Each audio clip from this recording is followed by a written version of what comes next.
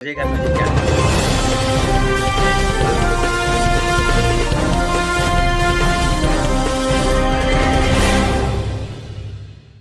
नमस्कार। एक बार फिर से आपको नमस्कार, आपका स्वागत।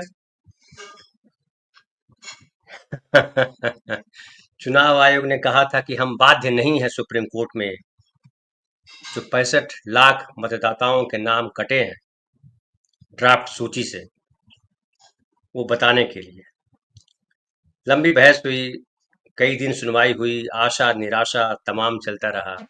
और फाइनली जो सुप्रीम कोर्ट से आया वर्डिक्ट आया या फैसला आया या आदेश आया, उसमें कहा गया कि आपको जो है 65 लाख जो जिनके नाम कटे हैं आपके अनुसार, उनके बारे में डिटेल आपको बताना होगा, वेबसाइट पे उसको अपलोड करना होगा, प्रखंड और पंचायत कार्यालय में उन नामों को प्रदर्शित करना पड़ेगा। और केवल उसकी सूची नहीं देनी है बल्कि कारण भी बताना पड़ेगा कि आपने क्यों इनका नाम काटा है। और कई सारे लोग जिनको लग रहा था कि सुप्रीम कोर्ट से कुछ मन मुताबिक आने वाला नहीं है, जिस जिस तरह के सुनवाई के दौरान सुप्रीम कोर्ट की टिप्पणियां आ रही थी, उससे कई लोगों को लग रहा था। लेकिन आज जो फैसला आया उससे सब जो है चकित हैं, खुश हैं। और सुप्रीम कोर्ट ने लोकतंत्र की गरिमा को बचा लिया, ये कह रहे हैं। ये भी कहा है कि अखबार से टीवी तक प्रचार करने का भी आदेश दिया है कि आपको ये पब्लिसिटी करनी पड़ेगी कि आप जो है कहाँ कहाँ के किस किस दिन किस किस समय लगाया है आपने। और कहा है कि लिस्ट ऐसी होनी चाहिए जिसमें मतदाता वोटर आईडी कार्ड यानी ईपिक डालकर अपना नाम खोज सके। 65 लाख लोगों में से आपको पता है कि 22 लाख मरे हुए बताए गए। हालांकि कई मरे हुए लोग जो है वो जिंदा पेश किए गए कोर्ट में भी, और राहुल गांधी के यहाँ भी देखा। बहुत सारे लोग, सुधाकर सिंह जो एमपी हैं बक्सर से राजद के, उन्होंने तो कहा कि हमको ट्रेन उपलब्ध करा दीजिए, देखिए मैं ट्रेन भर भर करके कई ट्रेन ला दूंगा। जिन जो लोग मरे हैं आपके मतदाता सूची में, लेकिन बेसिकली वो जिंदा है। और तो ये सुप्रीम कोर्ट का फैसला आया। दूसरी तरफ जो है वो जो विपक्ष है, इसको विपक्ष की जीत के तौर पे देखा जा रहा है, लेकिन मैं इसको विपक्ष की जीत तो अपनी जगह है, इसको मैं मतदाता की जीत मानता हूँ, संविधान की जीत मानता हूँ, लोकतंत्र की जीत मानता हूँ। कि फाइनली आपको जो है चेहरा दिखाना पड़ता है, और खुद से भी जब सवाल, खुद की आत्मा के भीतर से जब सवाल उठते हैं तो उसका जवाब देना पड़ता है। और जवाब मिला एक तरह से।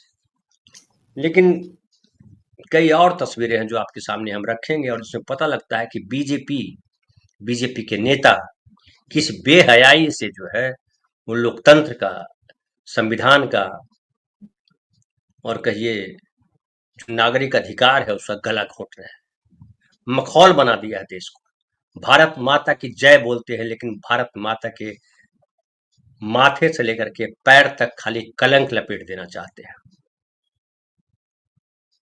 जो हिंदू मुसलमान के नाम पर जो जहर बो रहे हैं, उससे न हिंदू बरी है न मुस्लिम बरी है। मुसलमानों के खिलाफ तो बोलते हैं, लेकिन हिंदुओं को भी नहीं बख्शते। तो इनका सारा का सारा जो है ढोंग, झूठ अब पब्लिक के सामने है, और लोग इनके खिलाफ सड़कों पर उतर आए हैं। और जिस तरह की स्थिति है देश भर में, केवल एसआईआर पे बात नहीं हो रही, कई सारी बातें। वो छत्तीसगढ़ के चाहे जंगल को काटा जा रहा है वो मसला हो, आदिवासियों को उजाड़ा जा रहा है वो मसला हो, चाहे गुजरात के आदिवासियों को उजाड़ा जा रहा हो वो मसला हो, चाहे उत्तराखंड में पंचायत स्तर के चुनाव पे, जिला परिषद के चुनाव के स्तर पर जिस तरह से धांधली कर रहे हैं वो, या संसद में झूठ बोलना। राजनाथ सिंह भी उससे बरी नहीं। राजनाथ सिंह ने भी पिछले दिनों जो संसद में झूठ बोला था, अभी संसद का सत्र खत्म नहीं हुआ, वो आपको हम दिखाएंगे कि किस तरह से इनका झूठ जो है साफ साफ दिखाई पड़ता है। लेकिन शर्म नहीं आती, क्यों शर्म आएगी? शर्म बेच करके खा गए। जब देश की अस्मिता को बेच दिया है तो अपनी शर्म कहाँ छोड़ेंगे?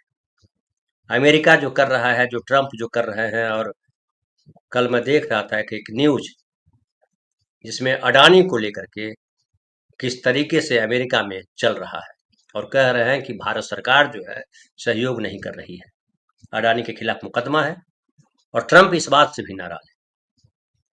मोदी जी इस बात से भी चुप है, कहा जा रहा है। उस पर भी हम बात करेंगे, लेकिन पहले वीडियो दिखाते हैं थोड़ा सा, क्या कह रहे हैं। में 3 महत्वपूर्ण बातें, जिन बातों को लेकर के हम लोगों की मांगे थी, उसको जो है इलेक्शन कमीशन को इंटरिम ऑर्डर में आदेश दिया गया है। सबसे पहला कि आधार को जो है, आधार कार्ड को लिया जाएगा। दूसरा, जो 65 लाख मतदाताओं का नाम जो काटा गया, जो हमारी पुरानी मांग थी कि सूचीबद्ध तरीके से बूथ वाइज कौन शिफ्टेड है, किनको डेथ माना गया है, कौन रिपीटेड वोटर्स हैं, कौन अनट्रेसेबल हैं, उसकी सूची जो है हर बूथ वाइज लगाई जाए। और विशेष तौर पे कारण भी बताओ कि कौन सा वोटर जो 65 लाख में है वो तुमने डेथ पाया है, रिपीटेड पाया है, अनट्रेसेबल पाया है। इसका कैटेगरिकली आप जो है बूथ वाइज जो है आप लगाइए, और वेबसाइट पे भी जो डेटा जो है 65 लाख का, उसको जो है अपलोड कीजिए। और तीसरा, यही नहीं, जो भी प्रचार करना हो, चाहे दूरदर्शन हो या पेपर के माध्यम से, आप विज्ञापन जारी कीजिए और लोगों को बताइए। तो हमारी तो यही मांग थी कि जिस हिसाब से चुनाव आयोग भाजपा के इशारा पर धांधली कर रहा था, चीजों को छुपा रहा। हाँ भाई, चुनाव आयोग सारी हेकड़ी धरी की धरी रह गई ना। ये जो मनमर्जी चल रही थी बिहार में, उस पर रोक लगी गई ना। इस देश के उच्चतम न्यायालय सुप्रीम कोर्ट ऑफ इंडिया ने आज चुनाव आयोग को निर्देशित किया है कि जो 65 लाख लोगों का नाम बिहार की वोटर लिस्ट से काटा गया था, उनको अपनी वेबसाइट पर पब्लिश किया जाए। सिर्फ नाम ही नहीं पब्लिश होंगे, वो काटे क्यों गए थे और किस नियम के तहत काटे गए थे, ये भी बताया जाए। यही नहीं, ये जो सारी लिस्ट, सारी सूची है, ये एक डिजिटल फॉर्मेट में पब्लिश की जाएगी, जिससे कि उसकी पब्लिक जांच हो सके। तो यही तो मांग रहे थे नेता प्रतिपक्ष राहुल गांधी, बार बार यही तो कह रहे थे कि साफ सुथरी वोटर लिस्ट के लिए डिजिटल फॉर्मेट जरूरी है, जिसका पब्लिक ऑडिट हो सके। सुप्रीम कोर्ट ने और भी एक आगे बढ़कर बात कही। सुप्रीम कोर्ट ने कहा कि आधार को मान्य दस्तावेजों की सूची में शामिल किया जाए। ये जो चुनाव आयोग है, ये बड़े दम्भ और अहंकार में भरकर इसी सुप्रीम कोर्ट के सामने कह चुका है और कह रहा था लगातार कि ना तो हम नाम सार्वजनिक करेंगे और ना ये बताएंगे कि किस नियम के तहत वो नाम काटे गए। तो ये मेरी मर्जी लोकतंत्र में नहीं चलती है चुनाव आयोग जी। आपको नाम भी बताने पड़ेंगे, किस नियम के तहत कटे वो भी बताने पड़ेंगे, क्योंकि कितने ही मृत लोगों को आपने जीवित कर दिया है और जीवित लोगों को आपने मार दिया है। असलियत यह है कि ये उन सब लोगों की जीत है जो लगातार चुनाव आयोग की इस धांधली के खिलाफ, इस मिली भगत के खिलाफ बोल रहे थे। और सबसे बड़ी जीत ये नेता प्रतिपक्ष राहुल गांधी की है, जो बड़े तौर पर इस चुनाव धांधली को लेकर लोगों को सजग कर रहे हैं, सबूतों के साथ चुनाव आयोग को घेर रहे हैं और आपके वोट की ये लड़ाई लड़ रहे हैं। ये राहुल गांधी की लड़ाई नहीं है, ना ये बीजेपी वर्सेस कांग्रेस की लड़ाई है, या ना ये विपक्ष वर्सेस सत्ता पक्ष की लड़ाई है। ये लड़ाई आपकी है, ये आपके उस हक की है जो आपको एक नागरिक के तौर पे सबसे ज्यादा ताकत देता है, और वो हक है वोट का अधिकार, सत्ता की चाबी जिससे आपके हाथ में रहती है। उसके साथ धांधली की जा रही है, उसके साथ खिलवाड़ किया जा रहा है। इसलिए आज का सुप्रीम कोर्ट का यह निर्देश अत्यंत जरूरी हो जाता है कि जो 65 लाख लोग मनमर्जी से काट दिए गए थे, नाम तो आपको बताने पड़ेंगे और नियम भी दिखाने पड़ेंगे। इस ऑपरेशन में क्या हमारे जाबाज सैनिकों को कोई क्षति हुई है, तो उसका उत्तर है नहीं। तो वहीं वायुसेना अध्यक्ष air chief marshal Amarpreet Singh Jhunjhunu के मेहरादासी गांव पहुंचे। ऑपरेशन सिंदूर के दौरान 10 मई को शहीद हुए सार्जेंट सुरेंद्र मोगा को श्रद्धांजलि अर्पित की है।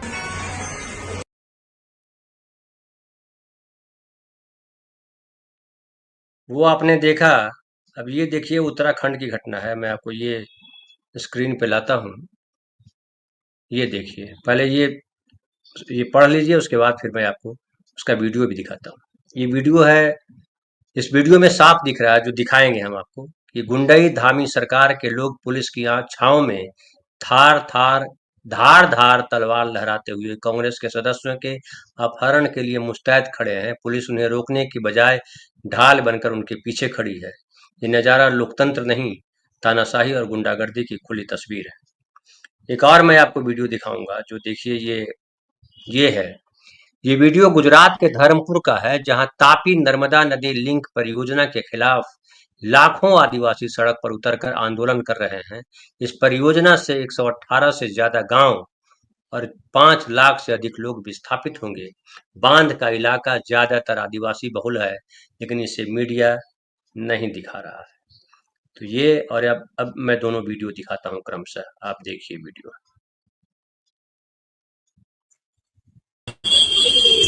बीजेपी आगे घुसे देखिए, चर्च वाला भी घुसा अभी सारा करा।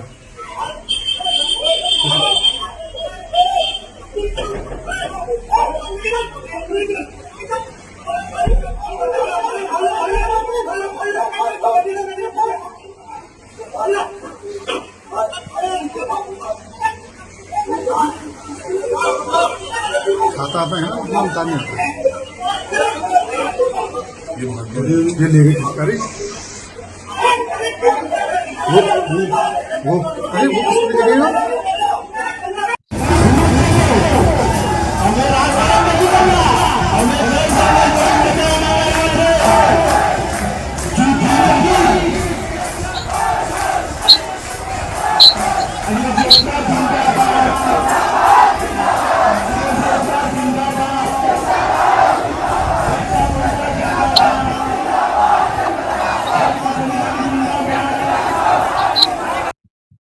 हमारे साथ देखिए फिलहाल 4 साथी हैं। सुनील जी भी आएंगे।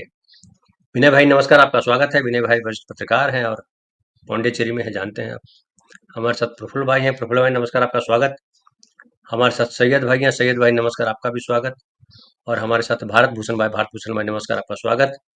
सुनील जी जुड़ेंगे तो हम जोड़ देंगे, और तमाम साथी आप लोग जो स्क्रीन पर हैं नंबर के तौर पर, और जो कमेंट बॉक्स में है, आप सबको भी नमस्कार, आप सबका भी स्वागत।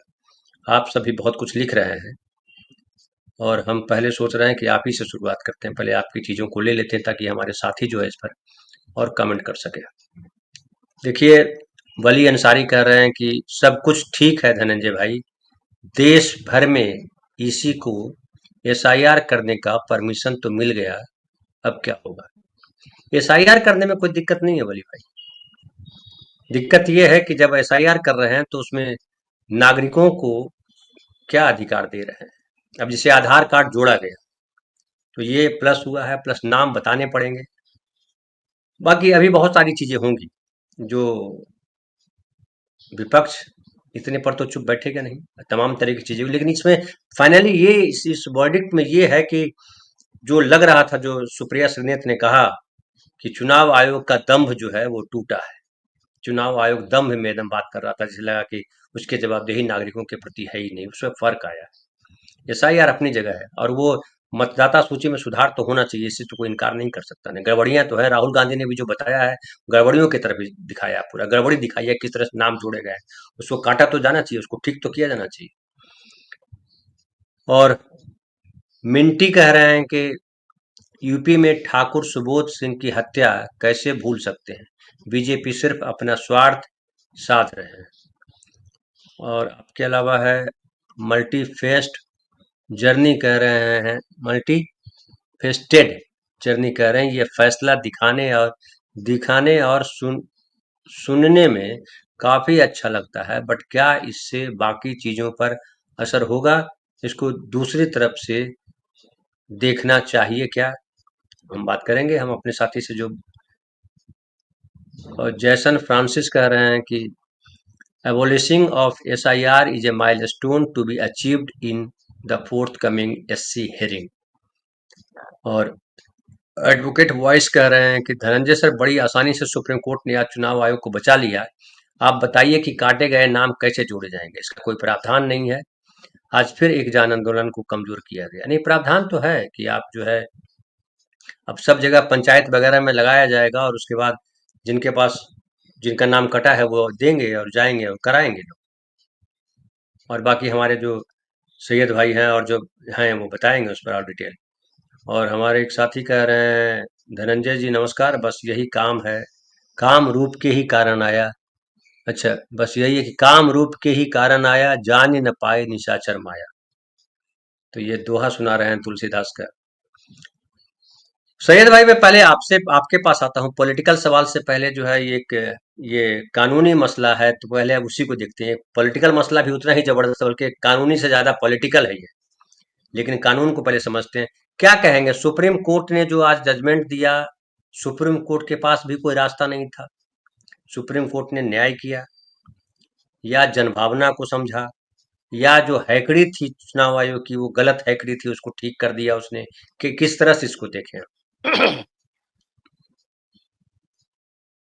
देखिए, देर आए दुरुस्त आए। उस दिन आप बहुत आपको मैंने बहुत क्या कहूँ, आप बहुत मतलब आशा बिल्कुल आपके मन में नहीं थी उस दिन। लेकिन मैंने ये कहा था कि मैं उम्मीद करता हूँ कि सुप्रीम कोर्ट जो है वो अल्टीमेटली सुप्रीम कोर्ट है, और उनके हाथ में इस देश का जो संविधान है उसकी रक्षा करने की पूरी जिम्मेदारी है। और जो लोग न्यायाधीश के कुर्सी पे आसीन है, हो सकता है जो विचारधारा है सबका अपना अपना बिल्कुल होता है और होना भी चाहिए, लेकिन सर्वोपरि जो होता है वो संविधान का रक्षा। ये जो एसआईआर जो बिहार में चल रहा था, पहले जो हियरिंग हुई थी उसी हियरिंग में ये कमिटमेंट था सुप्रीम कोर्ट की तरफ से कि अगर मास एक्सक्लूशन पाया जाएगा तो then the Supreme Court will definitely intervene, क्योंकि ये मौलिक अधिकार का सवाल है। वोट करने का अधिकार जो है वो संविधान ने दिया है, और ये फंडामेंटल राइट्स जो है, फंडामेंटल राइट्स अगर इन्फ्रिंज्ड होता है तो उसे अपने जगह पे बरकरार रखना सिर्फ और सिर्फ जो है हाई कोर्ट और सुप्रीम कोर्ट की जिम्मेदारी होती है। आज जो इंटरिम ऑर्डर सुप्रीम कोर्ट की तरफ से पास किया गया, जो डायरेक्शन इशू किया गया, मैं तो यही कहूंगा कि it's the victory of the constitution of India, it's the victory of Indian democracy, and it's the victory of the fundamental rights of crores of eligible voters. मैंने उस दिन ये सद्बुद्धि की बात की थी कि अगर, मुझे तो उम्मीद है कि सद्बुद्धि जागेगी और ऐसा कुछ ऑर्डर होगा। तो आज देखिए, बिल्कुल संवैधानिक नजरिया से ये ऑर्डर, आज का ऑर्डर जो है, उस ऑर्डर को अगर आप गौर से पढ़िए तो आपको लगेगा कि बिल्कुल संवैधानिक नजरिया से इसको एक्सप्लेन किया गया, इसका विश्लेषण किया गया और उसके आधार पे ये ऑर्डर पास किया गया है। उन्होंने ये जो enumerated booth wise and searchable list publish करने की जो बात की है, जो डायरेक्शन उन्होंने दी है, ये बिल्कुल संवैधानिक दृष्टिकोण से दिया गया है, ताकि जिसका नाम आप काट रहे हो उन व्यक्तियों को ये मालूम पड़े कि भाई उसका रीजन क्या है, किस रीजन से आपने मेरा नाम काट दिया। नाम काटने का मतलब है कि आपने मुझे हमारे जो वोट का जो अधिकार है उससे हमें वंचित कर दिया। तो ये उन्होंने पर्पसली ये लिखा है और उसमें स्पेसिफिक कर दिया गया कि आपको वो रीजंस जो है वो बताना पड़ेगा कि अगर डेथ है, माइग्रेशन है, अनट्रेसेबिलिटी है, डुप्लीकेट रजिस्ट्रेशन है, तो मतलब एवरी एक्सक्लूशन के लिए आपको रीजन वाइज वो लिस्ट पब्लिश करना होगा। ये बहुत ही इतना बड़ा एक ऑर्डर है कि उनको सैल्यूट करना चाहिए हमारे दोनों जस्टिस को, ठीक है। जस्टिस सूर्यकांत और जस्टिस बागची को जयमाला बागची को बागची। और उन्होंने जो इस दौरान जो टिप्पणी की है वो भी बहुत ही मतलब उससे लगता है कि उनका जो ऑब्जर्वेशन है वो कितना करेक्ट है, कितना संवैधानिक है कि जयमाल्या बागची सर क्या कहा कि a high degree of transparency is required to inspire the voters confidence। तो हाई डिग्री ऑफ ट्रांसपेरेंसी की बात उन्होंने जो कर दी है, ये भी संविधान का जो प्रोविजंस है, संविधान का जो ऑब्जेक्टिव है उसे रीएस्टैब्लिश करता है कि संविधान का हमारा जो मोटो था, हमारा जो ऑब्जेक्टिव था, वो हमारे देश के नागरिक का जो अधिकार है, जन अधिकार है, उसे एस्टैब्लिश करने का था। और ये जो टिप्पणी इन लोगों ने आज की है, उसे ये बिल्कुल कोई भी हमारे देश के नागरिक को ये वो समझ सकते हैं कि संविधान के पॉइंट ऑफ व्यू से ये ऑर्डर जो है आज पास हुआ है। तो आज का दिन जो है ये बहुत ही हमारे लोकतंत्र के लिए आशावादी है। और अभी देखिए ये इंटरिम ऑर्डर जो पास हो गया है और 19 तारीख तक ये सारी दस्तावेज जो है वो जमा करने के लिए उन्होंने ऑर्डर पास किया है कि बीएलओज और बीएलएज और उस लेवल से आप सारा जो है इंफॉर्मेशन इकट्ठा करके आप सुप्रीम कोर्ट में जमा कीजिए। और उसके बाद एक 22 तारीख को उन्होंने और एक फाइनल हियरिंग के लिए रखा है। लेकिन जिस पर्पस के लिए आज देखिए जो डिमांड ऑपोजिशन लीडर का था कि आप हमें एक मशीन रीडेबल लिस्ट दे दीजिए ताकि हमें मालूम पड़े कि इस लिस्ट के अंदर कोई घोटाला नहीं है और हमें बड़ी आसानी से मशीन द्वारा उसको रीड करके हम उसके ऊपर जो भी निर्णय लेना चाहिए हम ले सकते हैं। और ये इससे ट्रांसपेरेंसी जो है, पारदर्शिता जो है वो बिल्कुल लोगों के सामने आए और हमारे वोटर्स की जो है उनका जो कॉन्फिडेंस है, आत्मविश्वास है वो बढ़े। और कि हमारे देश का जो ईसीआई है, जो इलेक्शन कमीशन ऑफ इंडिया है, उनका जो छवि है, जहां तक सवाल है उनके ट्रांसपेरेंसी मेंटेन करने का, वो भी बिल्कुल बरकरार रहे। तो कुल मिला के आज का जो सुप्रीम कोर्ट का जो रोल है वो बिल्कुल लोकतंत्र को बचाने के लिए, हमारे देश के तमाम मतदाताओं के की अधिकार को संरक्षण देने के लिए और इस देश की जो संविधान है सर्वोपरि, संविधान को बचाने के लिए बहुत ही एक शुभ संकेत है और एक गुड सिम्टम है। और मैं मुझे विश्वास है यही परंपरा जो है ये हमारे देश के हर अदालत के हर जस्टिस, हर न्यायाधीश जो है अपने मन में रखे, दिमाग में रखे और उसी के हिसाब से परिणाम का घोषणा करे। जी ठीक है, ठीक है। विनय भाई, मैं आपके पास आता हूँ और पॉलिटिकल सवाल लेकर के आता हूँ। कई सारे साथी हमारे और लिख रहे हैं और जबरदस्त तरीके से रिएक्ट कर रहे हैं। देखिए, कह रहे हैं ये धनंजय जी, आप ज्ञानेश्वर के ज्ञान को कम मत समझो। राजनीति में हमारी सोच जहाँ खत्म होती है वहां से आगे इनकी शुरू होती है। हमजा गाजी कह रहे हैं कि क्या मोदी जी लाल किले के प्राचीर से सुप्रीम कोर्ट के बारे में कुछ कहेंगे?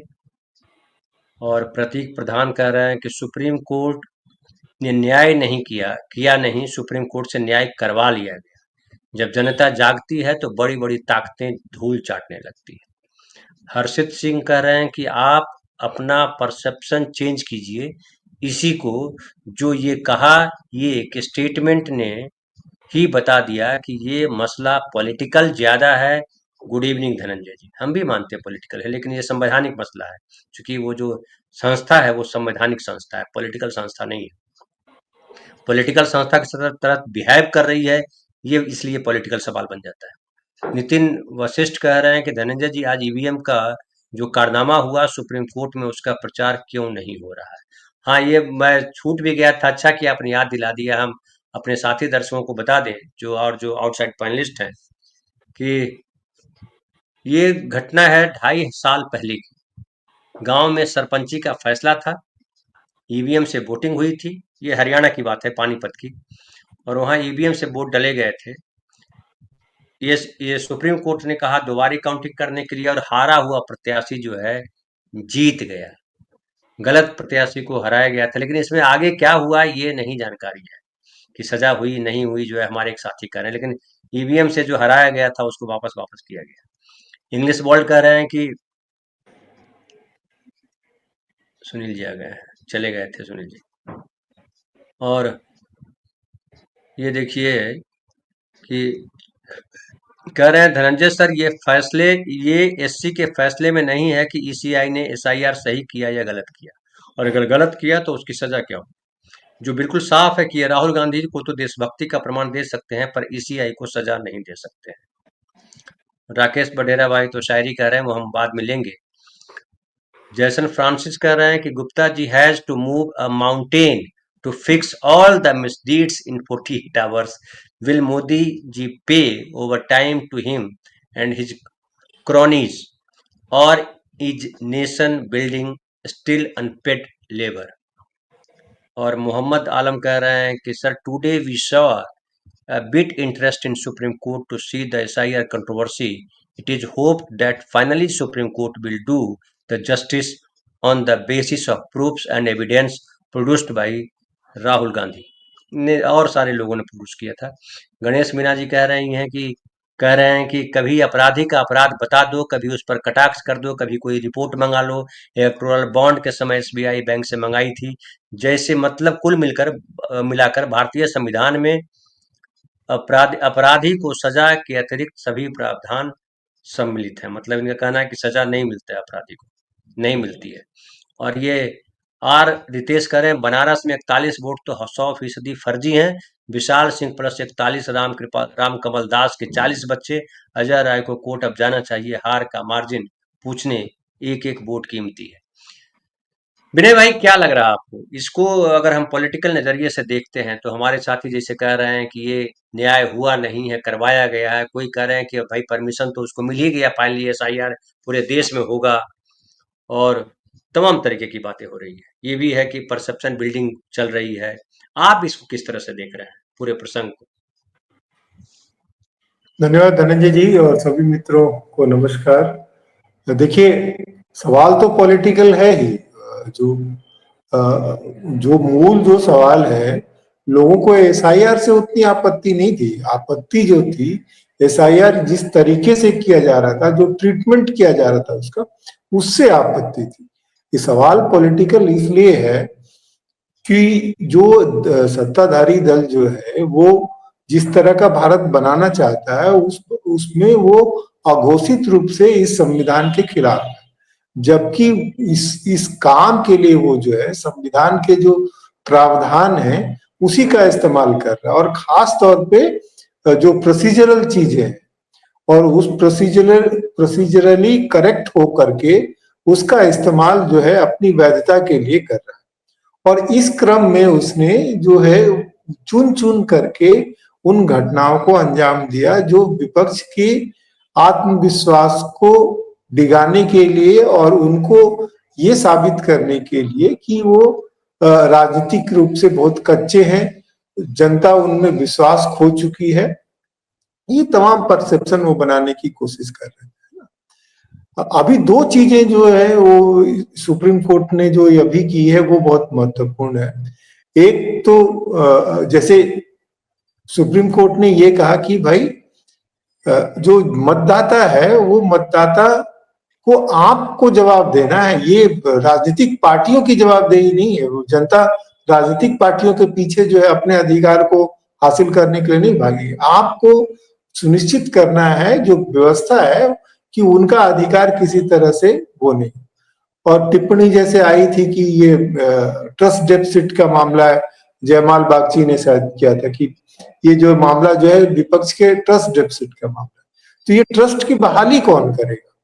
और जो बात सैयद भाई ने उठाई कि सुप्रीम कोर्ट ने ये टिप्पणी की कि ये बहुत जरूरी है कि ट्रांसपेरेंसी बरती जाए। क्यों बरती जाए? इसलिए बरती जाए ताकि जनता, जो हमारा जो लोकतंत्र है वो प्रतिनिधिक लोकतंत्र, रिप्रेजेंटेशनल है, क्योंकि जो सोवरेंटी जो है वो लोगों में इन्वेस्ट है। हम उसको अपने प्रतिनिधि के माध्यम से एक्सरसाइज करते हैं और ये हमारा भरोसा बना रहे कि ये व्यवस्था जो है हमारे दिए गए अधिकारों का हमारे खिलाफ नहीं इस्तेमाल करती है, सही तरीके से चल रहा है। इसके लिए ट्रांसपेरेंसी बहुत जरूरी है। तो जो हम लोग बात करते रहे कि जो चुनाव आयोग की जो कोशिश थी कि वो प्रोसीजरल करेक्टनेस के माध्यम से जो है चीजों को रोक पाए, दबा पाए, उसको सुप्रीम कोर्ट ने जो है ये रास्ता बता दिया कि जो हम जो है वो संविधान के गार्जियन हैं और हमारे पास इसका पुनर्निरीक्षण का पूरा अधिकार है। जो ड्यू प्रोसेस ऑफ लॉ जो है वो हमारा अधिकार है। कोई कानून जो है वो सही है या नहीं है, इसकी हम आप संविधान के पीछे जाकर के छुप के लोकतंत्र पे वार नहीं कर सकते। इस पूरे वाक्य में और बाकी जो चीज जो सुप्रीम कोर्ट ने ये जो कही कि भाई जो वोटर ये आधार कार्ड जो है वो डेफिनेटिव डॉक्यूमेंट है रेजिडेंस के और इसके लिए, है ना। तो जो मूल जो बात जो थी कि जो व्यवस्था जो है अपनी कमी को, कि चूंकि वोटर कार्ड जो है फर्जी बन जाते हैं, इसके मैंने व्यवस्था के अपराध का दंड जो है वो सत्ताधारी दल जो है वो मतदाताओं को देना चाहती, उससे जो है सुप्रीम कोर्ट ने सही जगह पकड़ करके उसका इलाज किया। असली बात यह है कि बिहार चुनाव जिस तरह से हाईली कॉन्टेस्टेड तरीके से लड़ी जा रही है, जहां जो आज जो है एक ढंग से लोकतंत्र के रिक्लेमेशन की लड़ाई की तरह हो गया है, वहां जो है जो सत्ताधारी दल जो एक समय लग रहा था कि नैरेटिव्स के मामले में उसकी बहुत डोमिनेंस पोजीशन है, खास करके मीडिया पे कब्जा कर लेने के बाद, वो पूरा का पूरा ध्वस्त हो गया है। और उनके जो दो प्रमुख आधार थे जिसके आधार पे वो लग रहा था कि आप अपराजय हो गए, एक तो कि वो जो है राष्ट्र हित में कर रहे हैं देशभक्ति वाला मामला, और दूसरा जो उनका जो था कि जो विपक्ष जो है वो बहुत छोटी छोटी बातों में जो है वो देश हित को इग्नोर कर रहा है। तो ये दोनों जो चीज जो है उसकी ध्वस्त हुई है। ऑपरेशन सिंदूर का जो है वो जितना ज्यादा जिस तरह से चीजें निकल निकल करके सामने आई, उसने उनका जो बहुत मेहनत से जो खड़ा किया वो जो उनका इमेज था वो ध्वस्त हो गया। और जनता का जो लोक राय का जो दबाव जो है वो सामने आ रहा है। और इसने इस चीज को भी रेखांकित किया है कि राजनीतिक पार्टियां अगर ईमानदारी से काम करती है तो लोकतंत्र में कोई लड़ाई जो है वो खत्म नहीं होती, वो जीवित है। धन्यवाद। ठीक है, ठीक है। प्रफुल्ल भाई, मैं आपके पास आता हूँ। हमारे साथ देखिए सुनील जी जुड़ गए हैं। सुनील जी नमस्कार, आपका स्वागत है। आप जब तक हम आए तब तक आप चले गए, नेट धोखा दे दिया या पता नहीं क्या हुआ। खैर, मैं आता हूँ प्रफुल्ल भाई आपके पास। कई साथी वापस लिख रहे हैं उन चीजों धनंजय को। भाई, मैं थोड़ा यहाँ से हुआ हूँ श्रीकाल से। हाँ हाँ हाँ हाँ हाँ, ठीक है ठीक है ठीक है ठीक है ठीक है, ओके, आराम से। हाँ, तो देखिए, कह रहे हैं एक तो कि रुपिंदर सिंह पवार कह रहे हैं कि धनंजय जी ये लड़ाई one nation one election versus one man one vote की है, ये अलग बात है, इस पर बात करेंगे बाद में। मीना सिंह कह रहे हैं कि बनारस का खुलासा होना चाहिए, राजीव कुमार, अमित शाह और लोकल प्रशासन ने मिलकर धांधली की, लाख फर्जी वोट बनारस किसने जोड़े। सूरज राणा कह रहे हैं कि बस अब न्याय होता दिखेगा, फिर न्याय नहीं होगा। ये असल सवाल है प्रफुल्ल भाई, जो आपके पास लेकर के आएंगे। और भी साथी कह रहे हैं, एक और साथी कह रहे हैं कि सनो वसुदेव जी कह रहे हैं कि अब आया ऊंट पहाड़ के नीचे। स्वर्ण सिंह कह रहे हैं कि सर, जो 65 लाख हटा दिए उनको तो नया वोटर बना दिया, एससी के ऑर्डर तब ठीक होगा अगर जो नाम कटे हैं उनको बिना नया फॉर्म भरे लिस्ट में शामिल करवाया जाए। और सूरज राणा कह रहे हैं कि ज्यादा खुश होने की जरूरत नहीं है, ये अंतरिम आदेश है, फाइनल जजमेंट अभी बाकी है, लास्ट में सूर्यकांत जी खेला कर देंगे। और एक और साथी कह रहे हैं विजय कुमार के, जिन मरे हुए वोटरों के नाम कट गए, अगर वो जीवित है उनका नाम कैसे जुड़ पाएगा, बीएलओ मेहनत करेगा या खुद ही वोटर भागेगा। और एक और हम साथी उनको खाली जानकारी देनी कह रहे हैं कि दीपक गुप्ता जी कह रहे हैं धनंजय जी, नैनीताल किडनैपिंग का भी सच बताइए दर्शकों को, अब बीजेपी ऐसे भी इलेक्शन जीतेगी। भाई साहब आप लेट आए, हमने वीडियो दिखा दिया उसका। और क्या कहेंगे, ये जो सवाल उठ रहे हैं, एक तो ये कि जिनके नाम कटे हैं उनका नाम फॉर्म 6 के तहत जोड़ा जाएगा, या उनका नाम जो है वो वापस ऐड कर दिया जाएगा कि जैसे नॉर्मल थे, जैसे ही जितना पुराना कार्ड था वही हो जाएगा। ये एक सवाल है। दूसरा सवाल ये है कि ये न्याय होता हुआ दिखना चाहिए, दिख तो रहा है लेकिन होता हुआ नहीं दिख रहा है। हुआ न्याय हुआ ऐसा नहीं दिख रहा है। वो चंद्रचूड़ साहब के समय भी ऐसा होता रहा, वो चाहे चंडीगढ़ का मसला हो, चाहे इलेक्टोरल बॉन्ड का मसला हो, चाहे महाराष्ट्र का मसला हो, वैसे ही यहाँ पे हुआ है। लेकिन फाइनली जो है, जो एक और डर है कि फाइनली जो है सूर्यकांत जी खेल करेंगे। सुप्रीम कोर्ट को लेकर के भी बड़ा अविश्वास है लोगों में, इससे इनकार नहीं कर सकते पिछले समय से। क्या कहेंगे, वो जो फॉर्म 6 वाला मैटर है वो कैसे जोड़ा जाएगा, उसको लेकर क्लियरिटी को समझ में आ रही है? नमस्कार सभी को। देखिए, न्याय होते हुए दिखना चाहिए, लॉर्ड हेविट ने कहा था, जो इंग्लैंड के बहुत ही प्रतिष्ठित जज थे। उन्होंने ये कहा था एक प्रसंग में कि न्याय होना ही नहीं चाहिए, होते हुए दिखना भी चाहिए। तो न्याय तो जरूर होना चाहिए, सिर्फ दिखना नहीं चाहिए। और यह तो एक प्रक्रिया है, नागरिकों की आशा निराशा। शहद साहब कह रहे थे कि उन्हें सद्बुद्धि के कायम रहने की उम्मीद थी, उम्मीद की बात उन्होंने कही थी। मुझे लगता है कि सद्बुद्धि के काम करने की हम सबों ने प्रार्थना की थी, दुआ मांगी थी कि सद्बुद्धि काम करे, न कि सद्बुद्धि पर उम्मीद की थी, क्योंकि उम्मीद के विरुद्ध भी जाकर के कभी कभी हम प्रार्थना करते हैं, बल्कि अक्सर उम्मीद के विरुद्ध ही जाकर के प्रार्थना करते हैं। बहरहाल देखिए, आज आजादी के सालगिरह की पूर्व संध्या है, उस पर यह फैसला है। और आजादी की विभीषिका, विभाजन की विभीषिका लोग मना रहे हैं। कांग्रेस की तरफ से बड़ा अच्छा तर्क दिया गया, अगर कहीं पर शिशु का जन्म होता है तो लोग छठियार मनाते हैं, जन्म का उत्सव मनाते हैं, न कि प्रसव पीड़ा का उत्सव मनाते हैं। तो अपने आजादी तो मिल गई, और जिन लोगों ने इसमें आजादी को खंडित करने में जिनकी जबरदस्त भूमिका रही, अब वो उसको बता रहे हैं कि इन लोगों ने विभाजन किया, इन लोगों ने सहन किया। सवाल ये उठता है कि जब आप आरोप लगा रहे हैं तो आप वहां पर कहाँ थे? क्या आप आंदोलन कर रहे थे, कुछ विरोध में खड़े थे? आदि आदि। इस समय में ये जो फैसला है, इस फैसला का निश्चित रूप से स्वागत किया जाना चाहिए। और इस फैसला से दो बातें हैं कि अगर हमारे जो लीगल ऑफिसर्स हैं, जो वकील हैं, जो जजेस हैं, खास करके जो वकील हैं, वो अगर चीजों को सामने लाते हैं तो उससे न्याय की गुणवत्ता बढ़ती है। मैं दो चार उदाहरण दूंगा, लेकिन ये बताऊं आपसे राजनीतिक ढंग से, तो राहुल गांधी ने भूतों के साथ चाय पी, जिन्हें मृत घोषित कर दिया गया था। कभी कभी ऐसे मकाम होते हैं, आते हैं मुल्क के हिस्से में, जब जिन्हें मुर्दा घोषित कर दिया जाता है वे जिंदा निकल आते हैं, और जो जिंदा रहते हैं वे मुर्दा साबित होते हैं।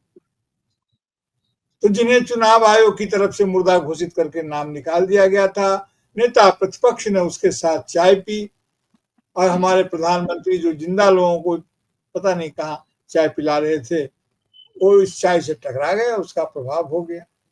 अब ये फैसला कैसे हुआ? निश्चित रूप से इसे जीत माना जाना चाहिए, और जीत और हार के अमूर्तीकरण की हर कोशिश से बचना चाहिए। जीत के जश्न में पागल तो नहीं होना चाहिए, लेकिन जीत के जश्न से उम्मीद की झोली को भरने की कोशिश जरूर करनी चाहिए। यह मतदाताओं नागरिकों के लिए संतोषजनक फैसला है, इस बात से इनकार नहीं किया जा सकता है। और जो अंतरिम फैसला इंटरिम फैसला है, ऐसा नहीं होता है कि इंटरिम फैसला के बिल्कुल विरुद्ध जाकर के कोई फैसला आ जाएगा। जो फैसला आएगा इसी को आगे बढ़ाते हुए आएगा, इसी को पुष्ट करेगा। इस पर अगर उनको कुछ कहना होगा तो वो कहेंगे, कुछ व्यवहारिक बातें कहेंगे। बिल्कुल सही कह रहे हैं आप, बिल्कुल सही कह रहे हैं आप। हाँ, तो इंटरिम के खिलाफ नहीं जाता है, इतिहास है। देखिए, इंदिरा गांधी बनाम राजनारायण का केस जब सुप्रीम कोर्ट में था, तो उस समय भी सुप्रीम कोर्ट में ये दर्ज किया गया कि जो फॉरबिडन एलिमेंट्स हैं, जो फॉरबिडन आकांक्षा है, उसको दूसरे तरीके से हासिल कर लेना कहीं भी कॉन्स्टिट्यूशनल मोरालिटी या कॉन्स्टिट्यूशनलिटी के पक्ष में नहीं है, उससे बचना चाहिए। इस जजमेंट को लिखे जाने में क्या क्या बाध्यताएं थी? Justice JS. वर्मा मुख्य न्यायाधीश थे, जस्टिस एन.पी. सिंह और जस्टिस एम.सी. सेन की बेंच ने लाल बाबू हुसैन की सुनवाई की थी 1995। उसमें कई महत्वपूर्ण फैसले 3 बेंचों का जज था में सुनवाई हुई थी, और उसका लिखा गया था, उसमें यह लिखा गया था कि नागरिकों को, यानी कि मतदाता को, उसमें कि मतदाताओं को बार बार अपनी नागरिकता साबित करने के लिए बाध्य नहीं किया जाना चाहिए, नहीं किया जा सकता, जो कि ये कर रहे थे। तो उसके खिलाफ नहीं जा सकते थे। दूसरी बात, जो उसके कई ऐसे महत्वपूर्ण फैसले हैं जिसके खिलाफ ये जा नहीं सकते थे। अगर जाएंगे तो चूंकि वकील लोग उसको सामने रख रहे थे, और जो वकील कहते हैं वो भी जजमेंट के पार्ट का हिस्सा होता है, प्लिंथ का हिस्सा होता है, आर्गुमेंट का हिस्सा होता है, वो हिस्ट्री में दर्ज रहेगा। तो जब तक उसके खिलाफ जा करके आप जजेस कोई आर्गुमेंट नहीं लाते हैं, या उनका कोई वकील आर्गुमेंट नहीं पेश करता है जो उसको कंट्राडिक्ट करता हो, और ऐसा करने पर भी इस केस को अगर इसके लाल बाबू हुसैन के मान्यताओं के जजमेंट के अगर बाहर जाते, तो इसके लिए उनको जो है सो एक लार्जर बेंच को रेफर करना पड़ता, इसलिए उसके भीतर रह करके काम करना था। तो दूसरी बात यह है कि देखिए, कोई भी संवैधानिक संस्था, उसकी स्वायत्ता नागरिक स्वतंत्रता को अवहेलित नहीं कर सकती है, नहीं रौंद सकती है। और संवैधानिक संस्थाओं और संवैधानिक पदों पर बैठे हुए लोगों की जो स्वायत्ता और शक्ति जो है, वह संविधान से आती है, वह ताकत। तो उस ताकत को आप के बल पर आप संवैधानिक भावनाओं को ही नहीं रौंद सकते हैं, यह इससे साबित हुआ। और इससे जब बहुत सारी चीजें साबित हुई है, तो उस बात को हमें देखना होगा, और हमें इस बात की भी कोशिश करनी होगी कि आगे आने वाले समय में चुनाव आयोग, अभी किसी सज्जन ने, हमारे मित्र जो आउटसाइड पैनलिस्ट हैं, उन्होंने कहा कि इन्हें सजा क्यों नहीं होती है। सजा इसलिए नहीं होती है कि मुकदमा इन पर नहीं होता है। इनसे मुकदमा ये जो था, असल में मुकदमा चुनाव सुप्रीम कोर्ट ने आज किया क्या है, मतदाता सूची में तो ये सुधार कर लेंगे। सुप्रीम कोर्ट के फैसले ने आज चुनाव आयोग के इरादों में सुधार किया है। सुप्रीम बहुत कोर्ट सही ने लाइन, बहुत सही आपने बोला, उसके इरादे में सुधार किया, उसके इरादे में सुधार किया है, और मतदाता सूची में ये सुधार करेंगे, क्योंकि जब इरादा अगर सुधर जाएगा तो वे सारे कदम जो इन्होंने उठाए हैं उसको ये वापस करेंगे ही करेंगे। अब आधार को शामिल करना होगा, उसमें जो भी कमजोरी थी, और ये जो एनआरसी था, अब एनआरसी के लड़ाई ये लड़ने चले थे इसको लेकर के, चुनाव आयोग को लेकर के। अब चुनाव आयोग को जो निर्देश प्राप्त हो गए हैं, अब तो ये सवाल दूसरे ढंग से पलटेगा कि अगर हमने वोट दिया है तो हम नागरिक हैं। आधार अगर यहाँ मान्य है तो हमारे सीएए में क्यों नहीं मान्य है? अब ये जो है सो ये पलट के जाएगा, ये तर्क जो है सो कोर्ट में भी ये तर्क पलट जाएगा। अब ये चुपके चुपके होगा नहीं। ये शव साधना में जो होता है ना, कि जो मुर्दा का ये चेहरा पलट जाता है, गर्दन इधर से उधर हो जाता है। खैर वो अवघड़ लोगों की शब्दावली है, उस पर अभी नहीं जाऊंगा, लेकिन ये पलट जाएगा और पलट करके और खतरनाक हो जाएगा। तो उनका तो ये है। दूसरी बात है, देखिए हवा जब बहती है ना तो उसका असर चारों तरफ से होता है। अभी जो राजीव प्रताप रूडी कॉन्स्टिट्यूशनल क्लब में इलेक्शन जीते हैं और तमाम तरह की घेरेबंदी के बावजूद जीते हैं, वो तो बिहार से आज चुनाव है, और बिहार में चाहे रविशंकर प्रसाद हो, चाहे शाहनवाज हुसैन हो, या कोई भी राजीव प्रताप रूडी हो, कोई भी बड़े नेता को बिहार में उसका चेहरा नहीं दिख रहा है। सम्राट चौधरी के भरोसे बीजेपी वहां पर चुनाव लड़ेगी और विजय सिन्हा के भरोसे, तो कोई चेहरा दिख नहीं रहा है। तो वो उनकी अंदरूनी लड़ाई थी, मैं उसको इस पर नहीं घसीट रहा हूं, लेकिन इतना जरूर कह रहा हूं कि इनकी जोड़ी की तमाम इच्छाओं के बावजूद संजीव बालियान नहीं जीत सके जी, ठीक है, तो मैं ये कह रहा हूँ कि ये जो हवा बह रही है तो उल्टे इसके संकेत आने शुरू होते हैं। बस एक आध लाइन और कह देता हूँ, फिर आप ये देखिए। तो भूत झाड़ने का काम राहुल गांधी ने किया।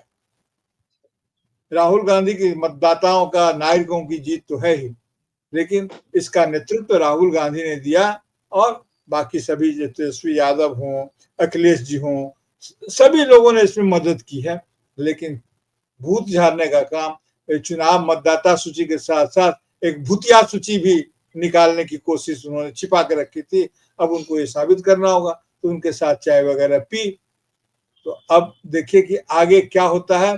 चुनाव आयोग को ये करने का निर्देश दिया गया है, उस पर वो क्या रिएक्ट करता है। जल्दी ही अगर करना होगा तो एक दो दिन में कुछ करेंगे, और अगर नहीं करते हैं तो वो उसको अभी भी जगह है, अभी भी चुनाव आयोग, ये सैयद साहब बताएंगे कि उसको फिर उसकी पुनर्व्याख्या, पुनर्समीक्षा के लिए वो अपील कर सकते हैं, कैवियट लगा सकते हैं कि नहीं लगा सकते हैं, कि क्या कर सकते हैं, उस लार्जर बेंच की मांग कर सकते हैं।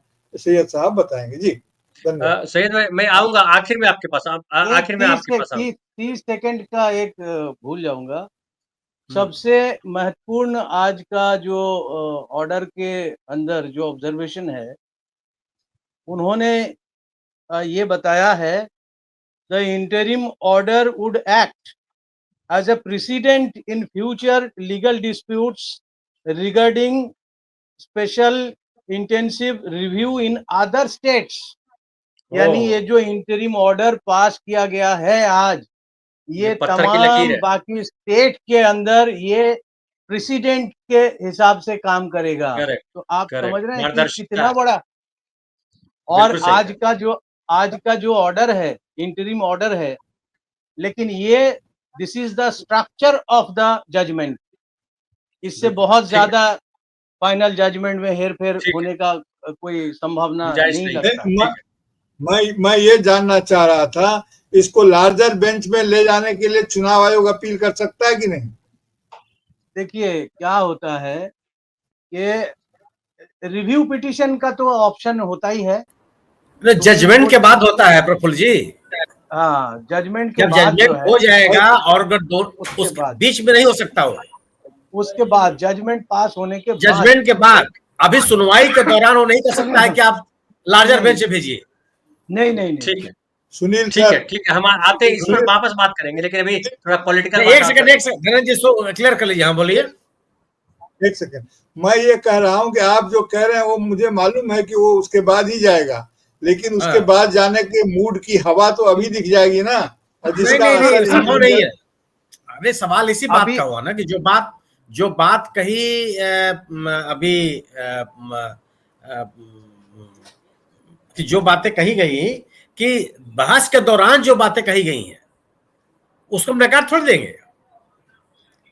और इंटरिम ऑर्डर भी कानून सम्मत है।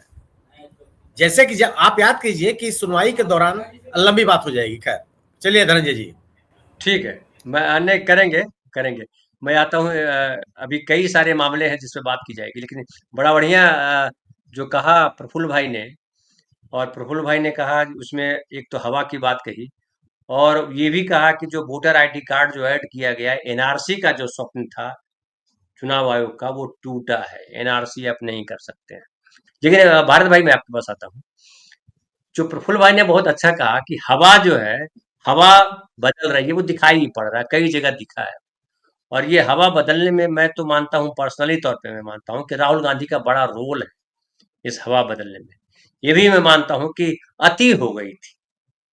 क्या आपको लग रहा है कि आरएसएस के लोग और जो भाजपा के लोग हैं, या और जो जमीन पे जो लोग हैं, वो समझ रहे हैं कि मोदी सरकार ने अति कर दी, जिसको हमारे गांव में कहते हैं कि मतलब, नहीं बोलूंगा, वो अश्लील हो जाएगा थोड़ा सा, हालांकि हमारे गांव में उसको भदेश के तौर पे कहते हैं ना। अब बोल ही देता हूँ कि ये जो है पेशाब से चिराग जलेगा, है ना। क्या क्या लग रहा है? हाँ, हमारे गांव में कहते हैं कि इनके पेशाब से चिराग जलता था। तो क्या लग रहा है आपको कि झटका लगा है या अभी भाजपा? धनंजय जी, इनको आरएसएस वालों को कितने भी झटके लग जाएं, ये झटका प्रूफ संगठन है। लेकिन फिर भी कोई झटका एक ऐसा लगता है, वो ऐसा लगता है कि आदमी का दिमाग ठीक कर देता है। हालांकि झटका प्रूफ है ये, बहुत चीजें सहन कर जाते हैं, चीजों को बदल देते हैं फिर संगठन के बलबूते पर। और पूरा संगठन इनका जो है वो षड्यंत्रकारी दिमाग से भरा। मुझे पहले से मालूम है कि इनके जो जो फर्जी वोटर पाए जा रहे हैं, 1 लाख वोट बढ़ रहे हैं, इन्होंने की पूरी टीम 1 लाख 2 लाख 4 लाख, जैसे आपने विदेशों में जब मोदी जाते हैं तो वहां से एनआरआई को बुलाया जाता है, यहाँ से भी बहुत लोग जाते हैं कि प्रायोजित यानी कि वाहवाही होती है। इसी तरह से प्रायोजित मतदाता हर विधानसभा क्षेत्र में, लोकसभा क्षेत्र में इधर से उधर भेजे जाते हैं। इसलिए चुनाव को जितने चरण बढ़ जाए उतने चरण बढ़वाने में इनको फायदा होता है। वरना कोई तुक नहीं है कि छोटे सी स्टेट में 4 चरण, बड़ी स्टेट में 8 चरण, कुछ अरे 1 चरण में निबट सकता है काम। तो चरण बढ़वाने में उनको 2 फायदे होते हैं। एक तो ये कि जो घुमंतु मतदाता है इनके, वो घूम आते हैं पूरे क्षेत्र में, वोट दे आते हैं। दूसरा, प्रधानमंत्री को प्रचार में सुविधा होती है। अगर चुनाव चंडीगढ़ में है तो भाषण जाके वो लुधियाना में दे देंगे, अगर लखनऊ में चुनाव है तो भाषण जाके प्रयागराज में दे देंगे, क्योंकि प्रयागराज में चुनाव नहीं है। तो इस तरह के बहुत सारे इन्होंने फर्जीवाड़े षड्यंत्र तरीके से निकाल रखे थे। आज जो कुछ हुआ है, अभी शाम भी हम किसी चैनल पे थे तो मैंने कहा था कि 65 लाख सुप्रीम कोर्ट ज्यादा नहीं कर सकता है कि 65 लाख वोटों को, जिनके नाम कटे हैं, उनको वोटर लिस्ट प्रकाशित करने के आदेश दे सकता है, और वही हुआ। हालांकि पूरी सूची डिजिटल होनी चाहिए थी, जो राहुल गांधी की डिमांड थी, और डिजिटल के अलावा कुछ नहीं। ये जो बाद में फोटो टांग रहे थे और पीडीएफ की कॉपियां टांग रहे थे, स्कैन की कॉपियां टांग रहे थे, उससे कोई फायदे नहीं है। आप डिजिटल है तो डिजिटल रही है। सवाल एक सबसे बड़ा ये है कि आज सुप्रीम कोर्ट ने जो इनके मुंह पर तमाचा मारा है, वो आरएसएस के पूरे भाजपा के इनके षड्यंत्र को खोल कर रख दिया। उसमें किसका योगदान है? राहुल गांधी का योगदान है, बाकी विपक्षी पार्टियों का योगदान है, सभी का योगदान, इसमें आपका हमारा भी योगदान। जैसे सुप्रीम कोर्ट ने वो उल्टे सीधे सवाल पूछे और लगा कि सुप्रीम कोर्ट शायद अपनी चीजों से बदल रहा है, तो आप और हमने जो चर्चाएं की है उसका भी प्रेशर पड़ा, हर चीज का प्रेशर पड़ता।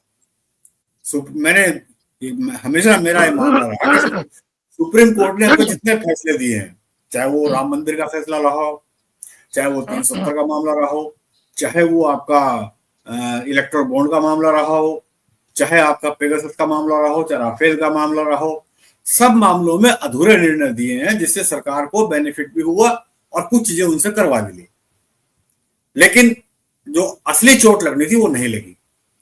इसीलिए सुप्रीम कोर्ट को हम अधूरा निर्णय कहते हैं, अधूरा निर्णय देती है, जिससे सरकार को फायदा होता, सत्ता पक्ष को फायदा होता था। लेकिन ये नागरिकता वाला मुद्दा है, क्योंकि बाकी जो मुद्दे थे उससे कोई बड़ी जनता का जो पूरा दायरा था प्रभावित नहीं होता था, कुछ हिस्सा रह जाता था। इसलिए वो सुप्रीम कोर्ट इस तरह के निर्णय देने में कामयाब है।